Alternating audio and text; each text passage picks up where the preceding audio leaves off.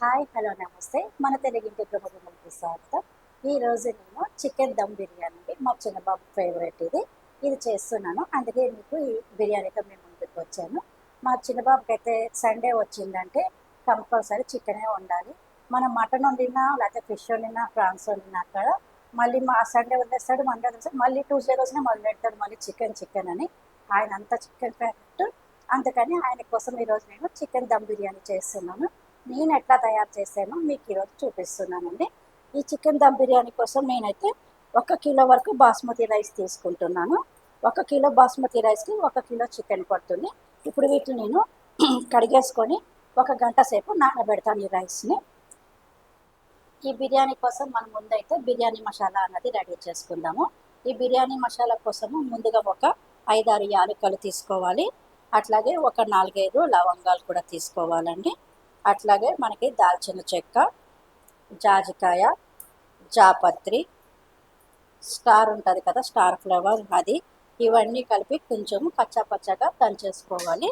ముందు ఈ పౌడర్ అన్నది రెడీ చేసుకుందాము. మరి మెత్తగా ఏం అవసరం లేదు, కొంచెం పచ్చగా కొట్టుకుంటే సరిపోతుంది.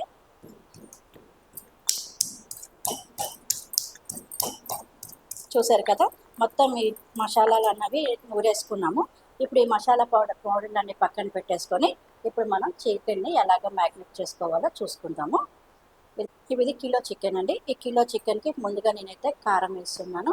కిలో చికెన్ కదా, ఒక 3 స్పూన్ల వరకు కారం పడుతుంది ఇది. అలాగే ఉప్పు అండి, రుచికి సరిపడినంత ఉప్పు అన్నది వేసుకోవాలి. అల్లం వెల్లుల్లి పేస్ట్,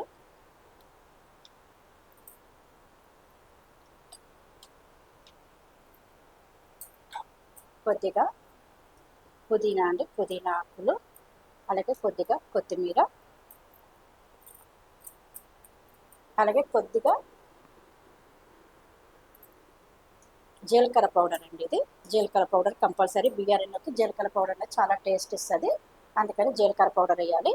అట్లాగే మనము ఇది రెడీ చేసి పెట్టుకున్నాం కదా ఈ బిర్యానీ మసాలా పౌడర్, అది కూడా ఇందులోకి వేసేసుకోవాలి.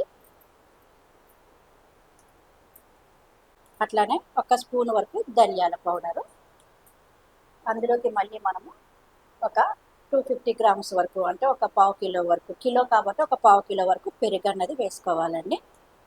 వేసుకొని ఇప్పుడు మొత్తం అంతా కలుపుకోవాలి. ఈ ముక్కలకి ఇవన్నీ పట్టేటట్టు మంచిగా కలిపేసుకోవాలి.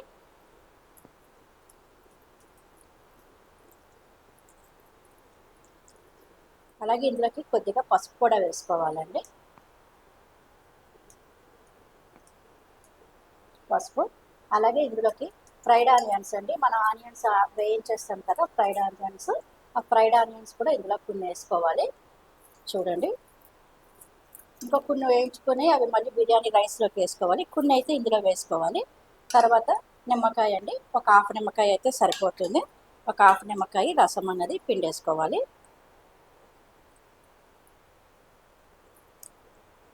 ఇప్పుడు ఇవన్నీ మళ్ళీ ఇంకొకసారి మంచిగా కలిపేసుకొని వీటిని మనము ఫ్రిడ్జ్లో అన్నది పెట్టేసుకోవాలి అండి. ఈలోగా మనకి రైస్ అన్నది ఉడికించుకోవాలి కాబట్టి అప్పటి వరకు ఇవి ఫ్రిడ్జ్లో మంచిగా నాని ఉంటుంది చికెన్ అన్నది పెరుగులోని. ఒక 1 అవర్ అయిందండి. బియ్యం అన్నది మనకి బాస్మతి రైస్ మంచిగా నానినాయి. ఇప్పుడు మనం ఉడికించుకోవడానికి మనము ఎసరు అన్నది పెట్టుకుందాము. ఇప్పుడు మనము గిన్నె బౌల్ ఆన్ చేసుకొని ఇందులో వాటర్ వేసి ఈ రైస్ అన్నది ఉడికిద్దాము.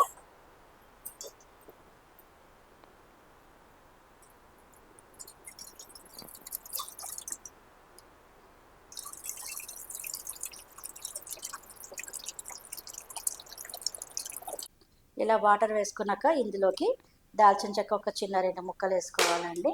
అలాగే యాలకులు, లవంగాలు ఒక 4-5 వేసుకోవాలి. ఇది బిర్యానీ ఆకు, కొద్దిగా షాజీరా,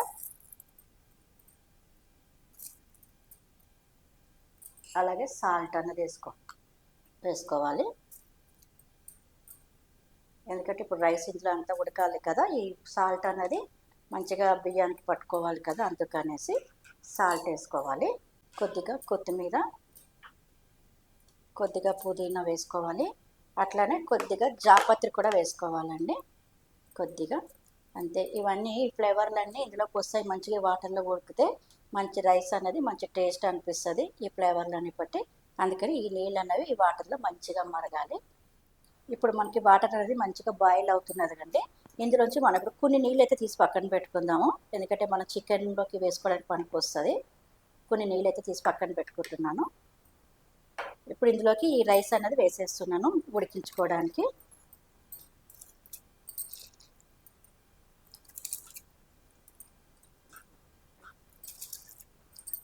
మొత్తం ఈ రైస్ అన్నవన్నీ వేసేసినాను. ఇప్పుడు వీటిని మనము ఒక 70% వరకు ఉడికేటట్టు చూసుకుందాము. ఇప్పుడు ఇవి అందులో ఉడుకుతాయి మంచి వాటర్లోని. ఇందులో ఏమవుతుందంటే ఈ వాటర్లో ఉడికినందుకు ఈ రైస్ అన్నది మంచి టేస్ట్ అనేది వస్తుంది. ఈ ఫ్లేవర్స్ అన్నీ ఈ రైస్కి అన్నది పడుతుంది. అట్లనే కొంచెం నిమ్మకాయ కూడా పిండాలండి ఈ వాటర్లోనే. నిమ్మకాయ పిండితే ఏమవుతుందంటే రైస్ అన్నది తెల్లగా మంచిగా వస్తుంది. అందుకని నిమ్మకాయ అన్నది పిండుతాం మనము.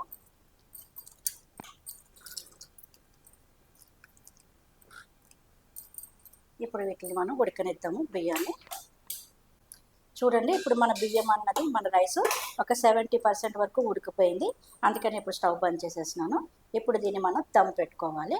ఇప్పుడు చూడండి, దమ్ ఏ గిన్నెలో పెట్టుకోవాలి ఆ గిన్నె రెడీ చేసుకొని మనం ఇప్పుడు చికెన్ అన్నది మ్యాక్ చేసి పెట్టుకున్నాం కదా ఫ్రిడ్జ్లో ఒక 1 అవర్. ఇప్పుడు ఈ చికెన్ అంతా మొత్తము ఈ కింద వేసేయాలి ఈ బౌల్లోకి.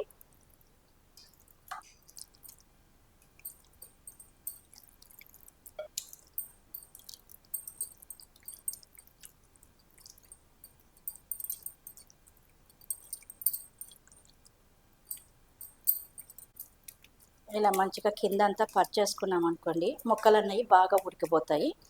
ఆల్రెడీ ఇవన్నీ మంచిగా నాని ఉంటాయి కాబట్టి తొందరగా ఉడుకుతుంది కూడా ఇది. ఇప్పుడు ఇందులోకి మనం కొద్దిగా వాటర్ తీసి పెట్టుకున్నాం కదా, ఆ వాటర్ని ఇందులో వేసేసుకుందాము. ఎందుకంటే అసలు మన ఇందులో నీళ్ళు కూడా ఏమీ వేయలేదు కదా, మళ్ళీ చికెన్ అన్నది ఉడకాలి కాబట్టి కొద్దిగా ఎక్కువ, మరి ఎక్కువ కాదు, కొంచెం వాటర్ అన్నది వేసుకోవాలి. ఇప్పుడు ఇందులోకి మనము ఈ 70% ఉడికింది కదా రైస్, ఈ రైస్ అన్నది దీని మీద వేసేసుకోవాలి.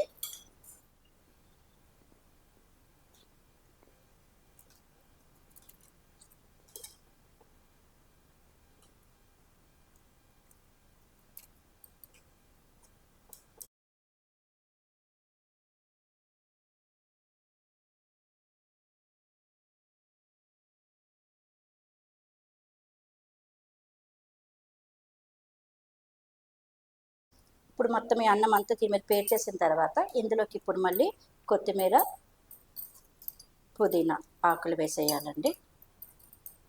అట్లాగే ఫ్రైడ్ ఆనియన్స్. ఈ ఆనియన్స్ కొంచెం ఎక్కువ వేసుకుంటేనే టేస్ట్ అనేది బాగుంటుంది బిర్యానీకి.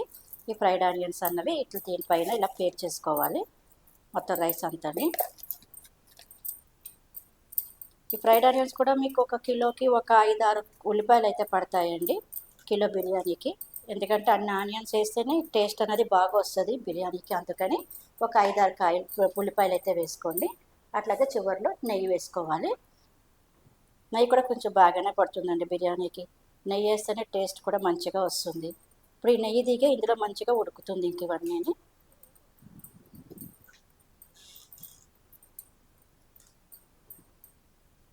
ఇప్పుడు దీనిపైన మూత పెట్టేసుకొని మనము దీన్ని హై స్పీడ్లోని ఒక 15 నిమిషాలు అయితే హై ఫ్లేమ్లోనే పెట్టి ఉడికించాలి దీన్ని మనము. ఎందుకంటే చికెన్ అన్నది కింద ఉన్నది కదా, అది చికెన్ అన్నది ఉడకాలి కాబట్టి ఒక 15 మినిట్స్ అయితే స్పీడ్ హైలో పెట్టుకొని ఉడికియాలి. ఒక 15 నిమిషాలు హై స్పీడ్లో ఉడికిన తర్వాత ఒక 10 మినిట్స్ అన్నది మళ్ళీ మీడియం ఫ్లేమ్లో పెట్టి ఉడికిస్తే మనకి ఈ దమ్ బిర్యానీ అన్నది రెడీ అయిపోతుంది. ఇప్పుడు మనం ఒక 20 నిమిషాలు హై స్పీడ్లోని ఒక 15 మినిట్స్ ఏమో స్లోలో అండి, స్లోలో పెట్టి ఉడికించేసినాము. ఇప్పుడు స్టవ్ అన్నది బంద్ చేసినాము. అయితే ఇది వెంటనే అన్నది ఓపెన్ చేయకూడదండి. ఒక 10 మినిట్స్ ఆగి ఓపెన్ చేసి అప్పుడు సర్వ్ చేసుకోవాలి. ఎందుకంటే అప్పుడు ఈ వేడికి కొంచెం ఇది బాగా ఉడుకుతుంది. అందుకని ఇప్పుడు మన స్టవ్ బంద్ చేసినా దీన్ని అన్నది ఓపెన్ చేయొద్దు. ఒక 10 మినిట్స్ తర్వాత దీన్ని ఓపెన్ చేసి చూపిస్తాను మీకు. అప్పుడు ఇది చికెన్ ఎంత బాగా ఉడికింది, రైస్ ఎంత బాగా ఉన్నది కూడా మీరు చూద్దరు. ఒక 10 మినిట్స్ తర్వాత మళ్ళీ దీన్ని మనం ఓపెన్ చేద్దాం.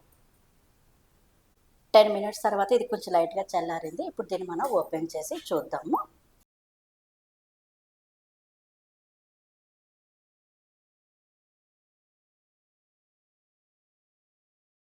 చూసారా ఎంత అసలు స్మెల్ అయితే ఎంత బాగా వస్తున్నదో. మేము ఇప్పుడు ఫస్ట్ ఫ్లోర్లో వండుతుంటే సెకండ్ ఫ్లోర్ వరకు వెళ్ళిపోయినది, కింద ఫస్ట్ వెళ్ళిపోతున్నది, అంత మంచి స్మెల్ వస్తున్నది. ఒకసారి చూద్దాము. రైస్ అయితే చాలా బాగా ఉడికిపోయింది. ముక్క కూడా ఉడికిందో లేదో చూద్దాము.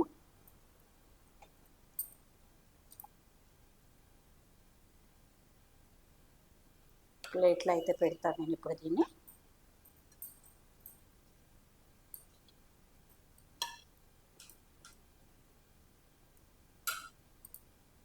ముక్క కూడా చూడండి ఎంత మంచిగా ఉడికిందో, చాలా బాగా ఉడికిపోయింది.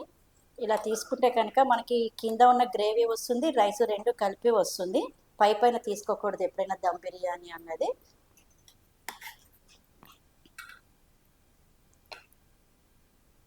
చూసారా పీసులు ఎంత మంచిగా ఉన్నాయో, ఎంత మంచి టేస్టీగా, ఎంత మంచి స్మెల్గా, అంత బాగా రెడీ అయింది మన దమ్ బిర్యానీ అన్నది.